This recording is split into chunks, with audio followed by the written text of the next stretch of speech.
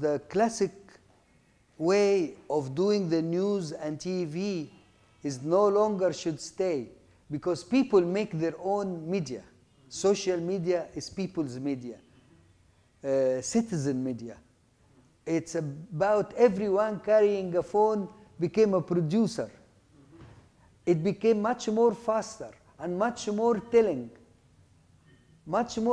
from many producers. You, me, everyone in 25. They produce every day 150 pieces of news new every day.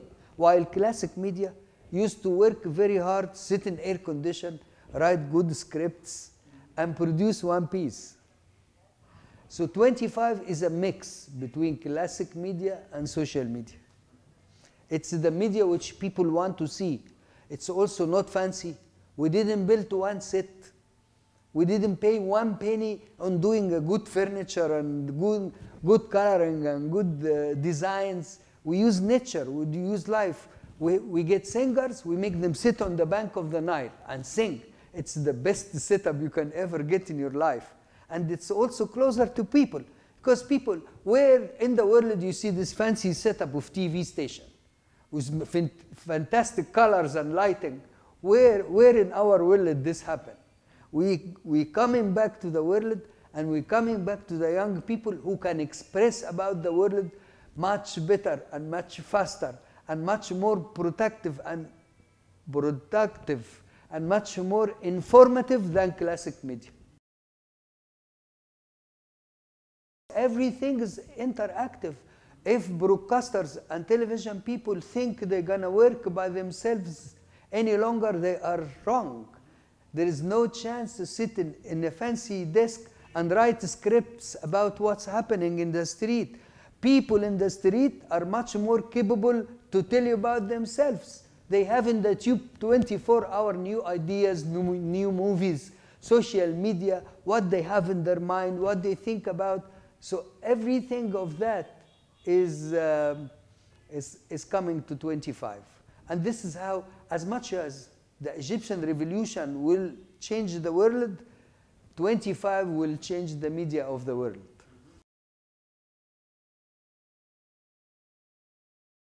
They can. We shut it down before and we resume it. We've been there, we're professional, we know how to do technical things. That it doesn't matter if they shut the channel, but the idea reaches the people, and there is many audience now know that we are telling the truth and we're not twisting facts. So our main power now comes from the people, not from shutting the channel. The last time they came to us and shut the channel, I shut it because we couldn't work. I mean, they destroyed the place and I couldn't work for 1 week. But there was a call in every audience of us to come back to the screen, and this is why we came back. So even cutting down the channel now physically is not going to stop the idea, is not going to stop the innovation. You know, innovation will go. If they cut the satellite, we'll do it online. Because nobody can really cut a method of communication, because everybody's communicating now. If they shut all over the channel, we'll do it on YouTube. It's all coming closer and closer. I mean, people used to watch only here in the Middle East, they only watch to satellite, but it's another lesson we got from the revolution. All the communication was on social media and everything was online. So this is another lesson we got, that online is reaching. Online is a method to do it. I don't think if I'm on satellite or online or on radio, it's all ways to reach and to get the idea. What I think of, and my real competition is like, if you look to my picture, you don't go to the fridge and pick up a Coca-Cola. I don't give you a chance to do that. This is what I have in mind. Yeah, look at me and you will stare. You keep looking at me. You will not have time to look to and get a beer from the fridge. All the money I make from ORF, I put in the channel. But I have, the business model is clear. I'm betting on a brand which became one of the most famous and most appreciated brands, which is the young Egyptian way of thinking and revolution. This is a brand that nobody is selling.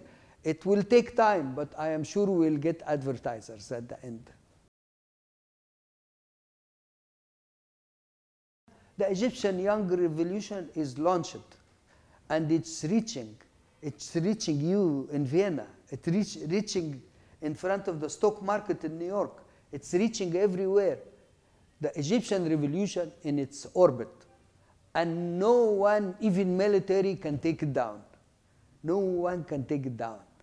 The military will have to come to the rules. It may be a tough road, because the belief, whoever group believe on using force is going to lose. And as far as we see now until today, that the military is using force to get out of their problems.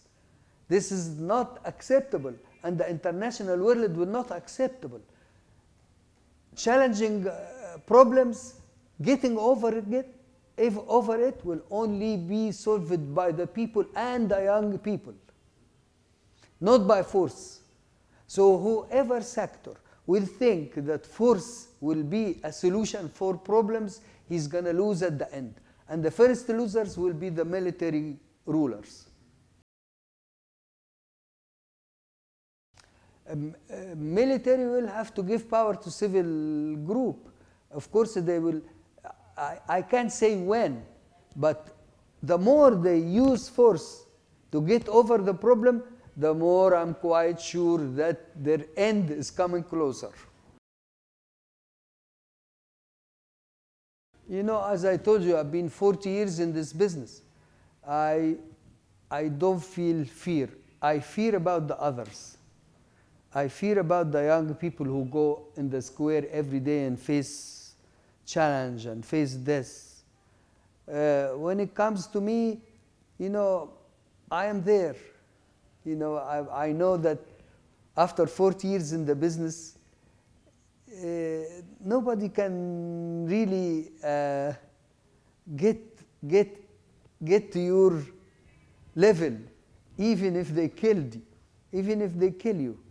You know, it doesn't really matter. What matters is the ideas and the principle you raise. You never think like, is your own body going to be the obstacle and the reach? I don't think individually now. I think of the young people whom I'm learning from them. As long as I'm learning, I'm alive, and I don't feel anything threatening me.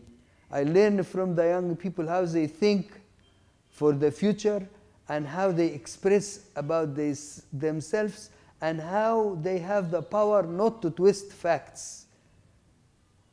And as long as I'm learning this, I think I have a strong reason to stay. That communication and ideas and young people says go directly to people without barriers. My idea for Egypt that they let the Egyptians solve themselves their problems. This is my idea to Egypt, to admit that Egyptians are capable to solve their own ideas, especially young people and poor people and isolated people. If they're given that chance, they will solve their problems, and this is my hopes for Egypt.